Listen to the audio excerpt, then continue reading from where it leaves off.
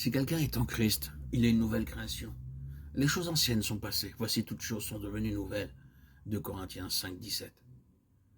Certainement, Marthe et Marie appartenaient à une belle famille. Lorsque le Seigneur venait à la maison, aussitôt Marthe cuisinait, aussitôt Marie venait aux pieds du Seigneur Jésus.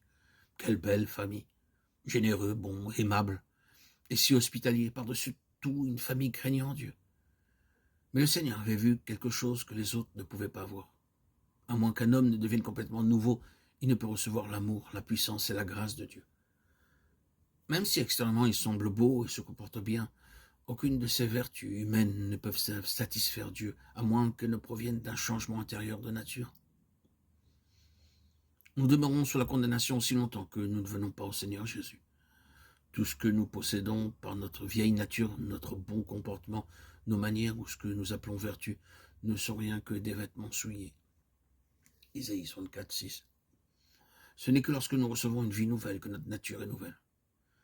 Ainsi, le Seigneur Jésus-Christ vint à Béthanie pour leur faire voir leur véritable condition intérieure, car alors seulement il pouvait les bénir. Il alla à Béthanie patiemment et avec affection jusqu'à ce qu'il trouva un changement dans toute la famille. Le Seigneur Jésus-Christ vient à nous très affectueusement. Il envoie les siens, ses serviteurs, jusqu'à ce que nous possédions pleinement la vie nouvelle. Alors notre oui devient oui et notre non, non. Chaque pas est contrôlé par lui. Cela prend du temps, mais le Seigneur connaît toutes nos difficultés. Et très affectueusement, il revient vers nous.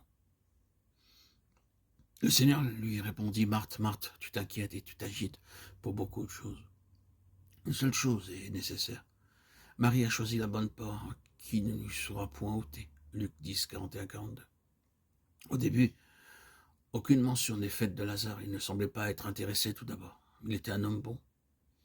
Il n'y avait rien à redire de lui, car il était honnête, travailleur et un bon frère.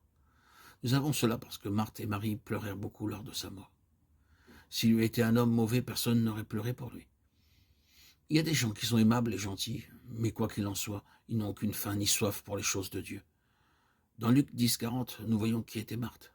Aussitôt qu'elle apercevait le Seigneur à travers la fenêtre, elle attisait le feu et préparait la nourriture. Elle était hospitalière, elle avait un bon cœur et cuisinait très bien. Mais elle était aussi jalouse et avait un mauvais caractère.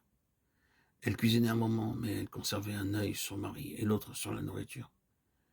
Elle patientait un peu, mais son cœur brûlait jusqu'à ce qu'en colère, elle alla vers le Seigneur, Jésus disant, « Seigneur, regarde cette femme, dis-lui de venir m'aider. » Par la venue du Seigneur dans leur famille, toutes leurs faiblesses cachées furent mises en lumière. Les hommes révèlent le péché pour nous accabler, mais le Seigneur le fait pour nous bénir. Il alla à Béthanie, non point pour les couvrir de honte, mais pour leur permettre de voir leurs propres conditions, afin de réaliser leur folie et leur faiblesse, et d'être transformés et changés.